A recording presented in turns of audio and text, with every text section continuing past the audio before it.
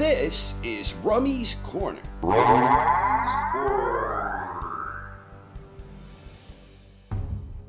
Karl the Cobra Froch got his first opportunity to fight for a major world title on December 6, 2008, when he squared off against Jean Pascal for the vacant WBC Super Middleweight Championship.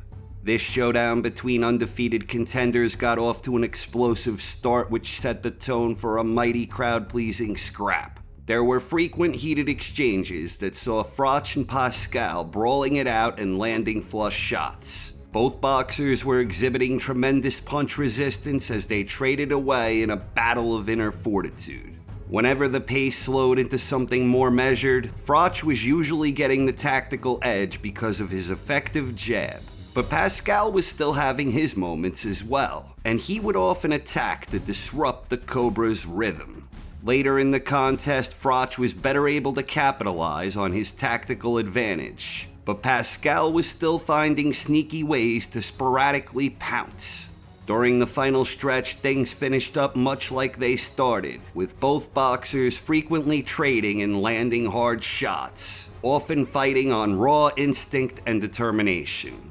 At the end of 12 rounds of action, Froch was awarded a unanimous decision victory with scores of 116 to 112, 117 to 111, and 118 to 110. Karl the Cobra Froch had just become the new WBC Super Middleweight Champion. Froch made his first title defense on April 25, 2009, when he went up against former undisputed middleweight champion Jermaine Taylor. Things started with a feeling out process where Taylor's quicker hands provided him with a slight edge in the early going. In round 3, Taylor blasted Froch with a booming right hand that had him staggering. Jermaine followed up with another huge right that sent Froch down. The Cobra appeared rattled, but he managed to finish the round. Froch rebounded well as things settled into a more patient pace. The two boxed on fairly even terms with several mini shifts, but by and large Taylor's speed was providing him with a slight advantage. But during the later portions, Froch was the one who began boxing more effectively. Froch had changed the tide and started building some momentum, but Taylor was still having moments. In the 12th and final round, Froch hurt Taylor and the Cobra attacked ferociously. After a prolonged, relentless assault, Froch landed a series of mean punches that dropped Taylor. He made it to his feet, and Froch launched a frenzy of shots that prompted referee Mike Ortega to wave it off. It was a 12th round technical knockout for the Cobra.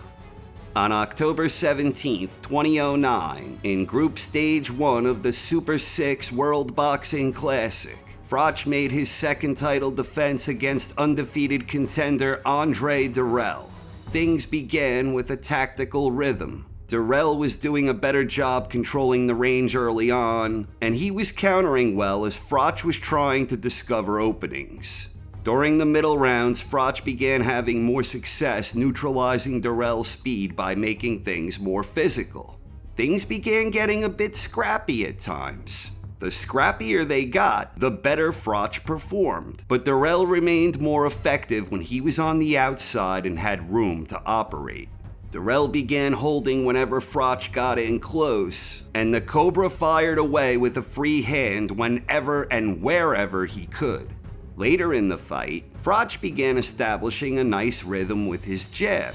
Dirrell was deducted a point for holding by the referee in round 10. It continued to be scrappy and competitive down the final stretch, with both boxers having spots of success. At the end of 12 competitive rounds of action, it was a split decision. One judge had it 114 to 113 for Dirrell, overruled by the other two judges who both scored it 115 to 112 in favor of Karl Froch. On April 24, 2010, in Group Stage 2 of the Super 6 World Boxing Classic, Froch made the third defense of his WBC belt against former two-time super middleweight champion Mikkel Kessler. Things began with both boxers showing mutual respect as they were each looking to establish the jab. Both boxers started finding the mark with the jab, with Froch using a busier jab and Kessler throwing a sharper jab. This tactical engagement was frequently interrupted with short charged exchanges. This was basically the story of the fight. It was a highly tactical engagement with a lot of explosive bursts, and both boxers were nailing each other with crisply well-timed punches, both upstairs and down.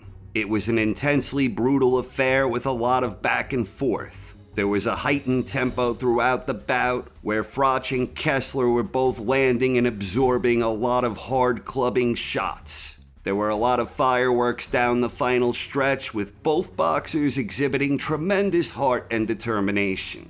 At the conclusion of 12 crowd-pleasing rounds of action, Mikkel Kessler was awarded a unanimous decision victory with final scores of 115 to 113, 117 to 111, and 116 to 112. Mikkel Kessler had just become the new WBC super middleweight champion, marking him as a 3-time champion at 168.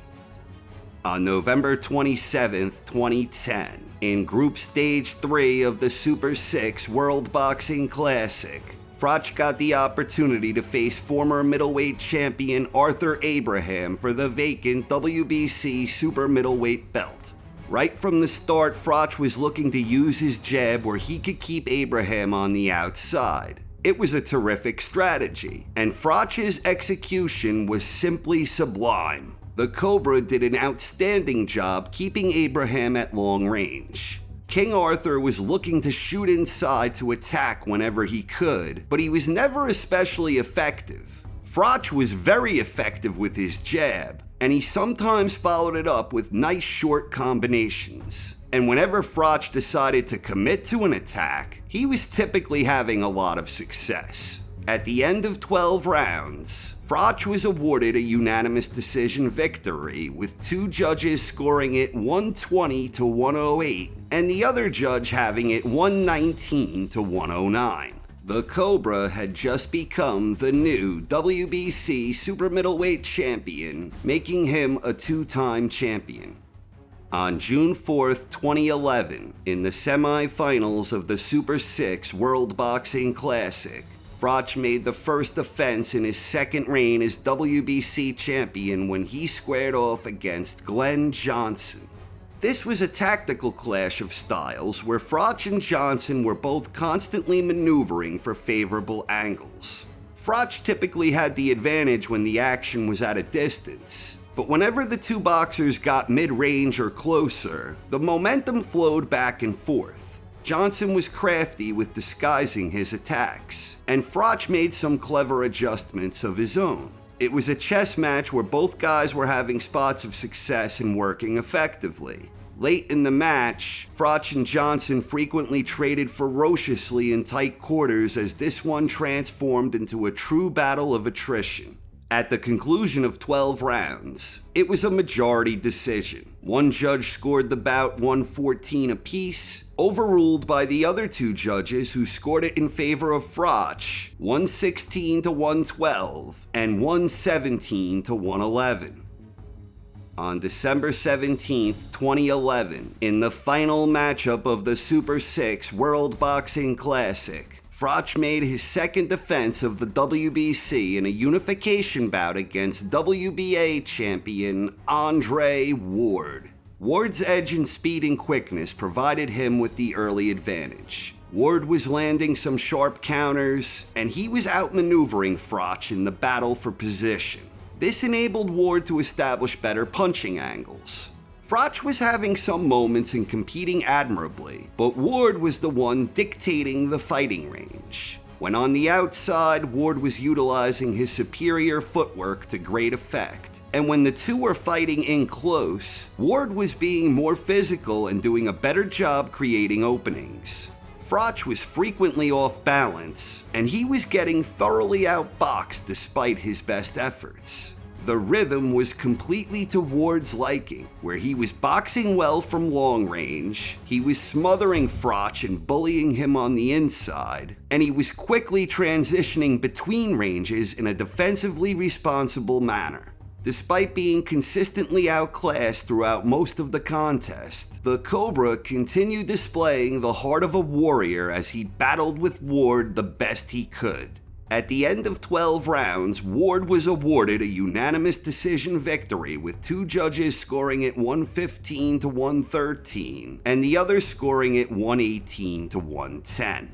Andre Ward had just become the new unified WBA/WBC Super Middleweight World Champion, as well as the winner of the Super 6 World Boxing Classic. Froch got his next chance to fight for a title on May 26, 2012, when he challenged undefeated IBF Super Middleweight Champion Lucien Boutte. The action began with a lot of feinting and posturing as both boxers were showing a lot of mutual respect. Froch started taking some chances early and he was being aggressive with short bursting attacks. In round 3, Froch unleashed a spirited attack that had Boutte in trouble.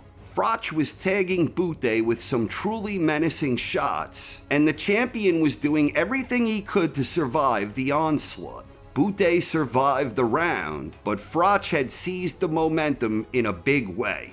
Froch continued battering Boutte in methodical fashion, and Boutte had no answers. In round 5, Boutte backed away in retreat, and the coiled Cobra struck with a series of venomous blows. Referee Albert Brown jumped in, seemingly to save Boutte, but then he started counting before waving it off. It was a 5th round technical knockout, and Carl Froch had just become the new IBF Super Middleweight Champion, making him a 3-time champion. On November 17, 2012, Froch made the first defense of his IBF belt against Yusuf Mack. Things began with a customary feeling out process, and before long, Froch went on the attack and he dropped the challenger.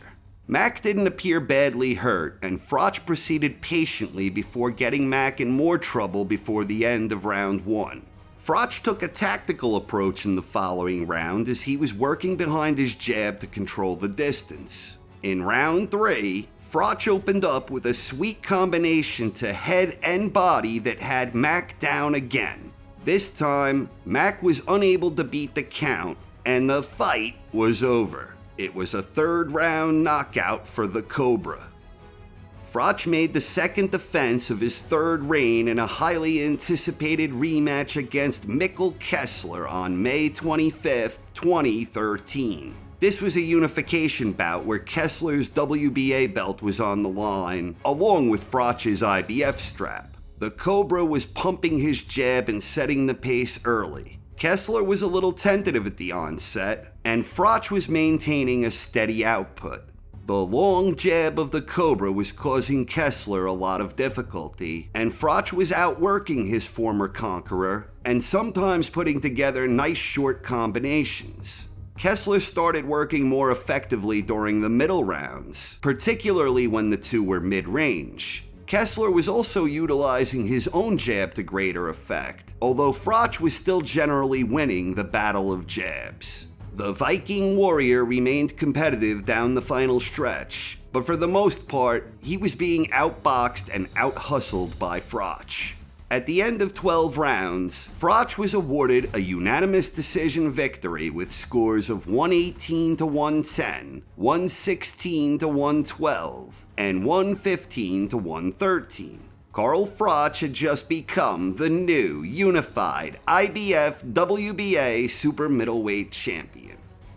Froch made the 3rd defense of his 3rd reign on November 23, 2013, when he squared off against undefeated challenger George Groves. The action started fast, and both boxers landed some nice shots early on. Later in round 1, a wild exchange culminated when Groves landed a walloping right hand that sent the Cobra down. Froch looked a little wobbly making it to his feet, and he managed to survive the round. Groves tried pressing his advantage, and before long, Froch was firing back. A rhythm took form where Froch and Groves were both frequently engaging in short explosive exchanges, and whenever things settled into a more measured flow, Froch seemed to be having difficulty coping with Groves' speed. But Froch maintained his composure, and by the middle rounds he started working more effectively, even if he was still getting tagged by an awful lot of blistering rights. In round 9, Froch had Groves in trouble up against the ropes, and referee Howard Foster waved it off. The fight was over. It was a 9th round technical knockout for Froch, but the stoppage was widely considered premature and controversial. Froch made his 4th defense on May 31st, 2014 in an immediate rematch with Groves. This highly anticipated return bout happened at Wembley Stadium with 80,000 fans in attendance. This time the action began in a far more tactical fashion. Froch and Groves were being far more selective and cautious as a battle of range ensued. Some isolated fiery exchanges erupted, but by and large, the pace and rhythm remained deliberate and tactical. The Cobra began asserting himself more often and effectively during the middle rounds. In round 9, Froch threw a decoy hook and followed it up with a thunderous right hand that dropped Groves hard. Groves was down, and after taking a quick look, referee Charlie Fitch had seen enough. It was an 8th round technical knockout for Froch. This wound up being the 4th and final title defense for the Cobra, who soon retired from boxing. In conclusion, with regards to championship contests, all of which took place in the super middleweight division, the final championship record of Carl the Cobra Froch consisted of 12 contests, with 10 victories, 2 defeats, 0 draws, and 5 of those 10 wins coming by way of knockout. Thanks for watching, everyone. I hope you enjoyed and have a wonderful night. This is Rummy's Corner.